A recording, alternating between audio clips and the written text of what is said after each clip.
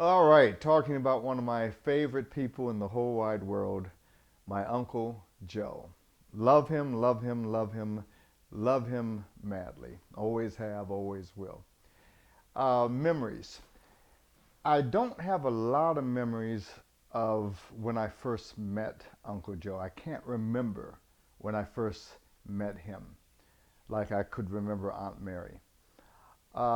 And I don't have a lot of memories when I was very, very young. And now, after hearing all the places he's been, it's probably because he was off in some other part of the world. So I have more memories starting in my teenage times. Now, hearing him talk earlier today, he talked about the fact that he would come to Cleveland and visit me when I was 6 months old, and I'm sure other visits when I was young. And I don't quite remember those. Going into my teenage years, 12, 13, 14, I remember when I would go to New York or he would come to Cleveland and I would see my Uncle Joe. And he was a little more serious than Uncle James. Um, but he was fun in his own way. And it was always an exciting time for me to see my Uncle Joe, and I always wanted to do well for him. I always wanted to have him proud of me. And I think what I'm saying here is what he thought about me was always important my entire life. And it was always in the background of some of the things that I would do or would not do as I was growing up. So now we became very close when I was on my way to the West Coast to be a movie star. My immediate plan was to graduate. And the day I graduated, the very next day, a friend of mine, Troy, and myself were getting in my car and we were driving to Los Angeles to be movie stars. That was the plan from the whole time I was in the 12th grade. So I'm going to the east now just to say goodbye to everybody. So I'm going to stop in New York, see Uncle James and his family, come to DC, see Uncle Joe and his family. I don't really know whether they planned this or not, but they were sort of against me going to LA. So I get to Washington, and so Uncle Joe says, "So, you're going to LA to be a movie star, huh?" I said, "Yeah." And he shared some of his story about when he and Giles and Uncle James had gone to Hollywood. So he says, "Leon, I don't think this is a good time for you to go." And he said, you should delay it a bit. And I said, "Well, why?" And he said, "I don't think you'd be a good leading man mangled." I said, "Mangled? What do you mean?" He said, "Oh, with an arm shot off, with a leg shot off." He said, "The Vietnam War is raging, and if you don't have a college deferment, you are going to be drafted, and then you're going to be in the war, and you might be mangled." He said, "I would advise that you go to college, and at that point, you'll get a college deferment and keep getting the college deferment until this war is over. Then go to Hollywood to pursue your dream." So that made sense. Now, at the time, I had had I had had one of those good days where I lucked up and was in the Scholastic Merit Aptitude Test and tested number 10% in the entire nation. So that ended up giving me a scholarship to many places, Harvard, Yale, West Point, many, many places. And I hadn't pursued any of them because I wasn't going to go to college. For what I wanted to do, college wasn't important. It was all about doing the work and relationships. So now Uncle Joe is saying go to college, but I had not pursued any of these scholarship opportunities, and it was already probably second or third week in September that we were having this conversation.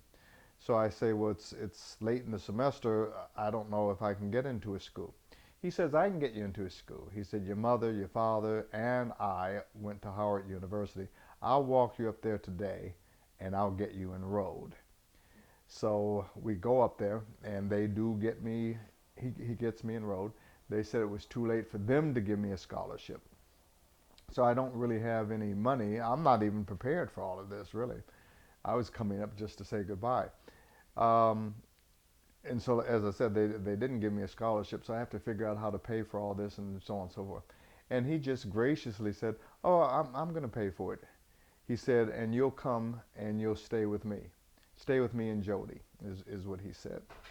And I thought that that was just the nicest, most gracious thing for someone to do.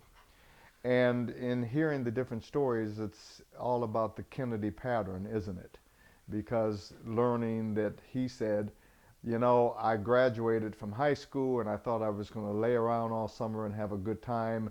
And your father, Leon, wrote me a letter saying, no, I've enrolled you into school. Come up immediately. And June and I will be gone for the summer.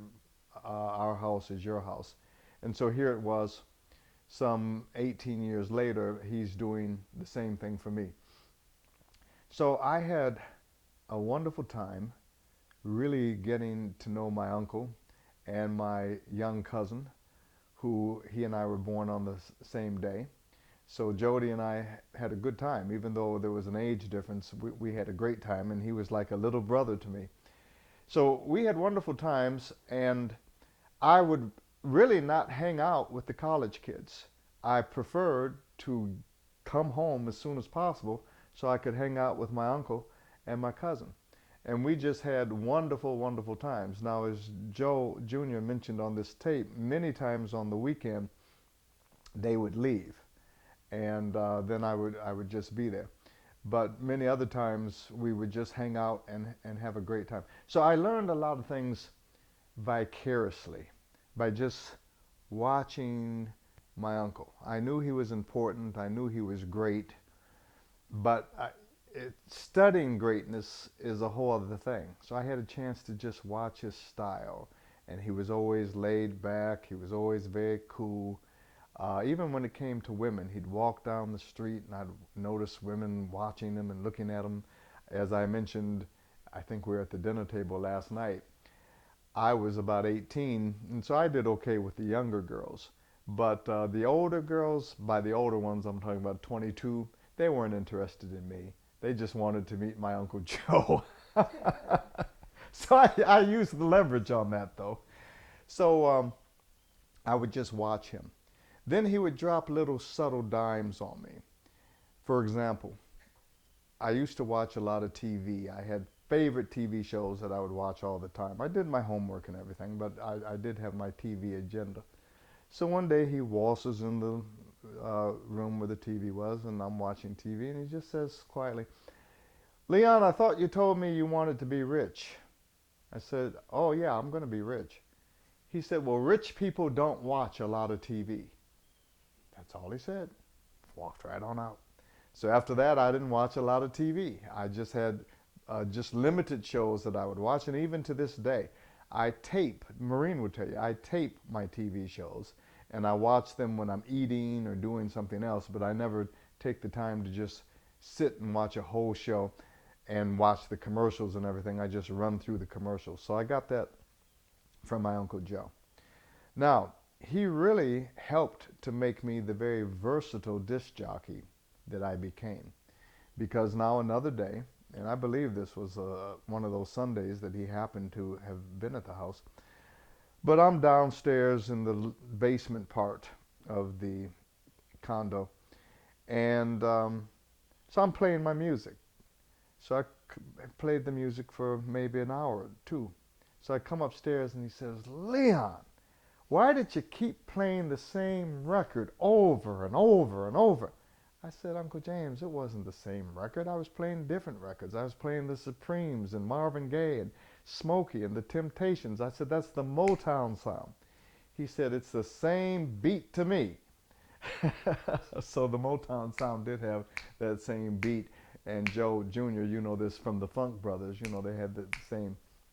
But at any rate, it sounded like the same beat to him upstairs. So he says, come on, sit down. I'm going to give you a real music lesson. So I sit there, and he entertained me for a couple hours. He played some Ella. He said, now listen to her. Listen to the orchestration. Listen to that arrangement. That's real music. Played Frank Sinatra, played Count Basie, played Duke Ellington, played Lena, played Frank, and I could go on and on and on, played some Tony Bennett. So he said, now this is real music. So later, as I was this disc jockey, I would play all these people. And a lot of young people, even young blacks, had not really heard this music. So it made my show very versatile because I would play the regular R&B, I would play the pop, I'd play Beatles, but I'd throw in some Frank, I'd throw in some Ella, and so on and so forth. So it made my show very, very popular. Um, so it was things like that. Now, Joe talked about being supportive. Well, he was supportive with me too.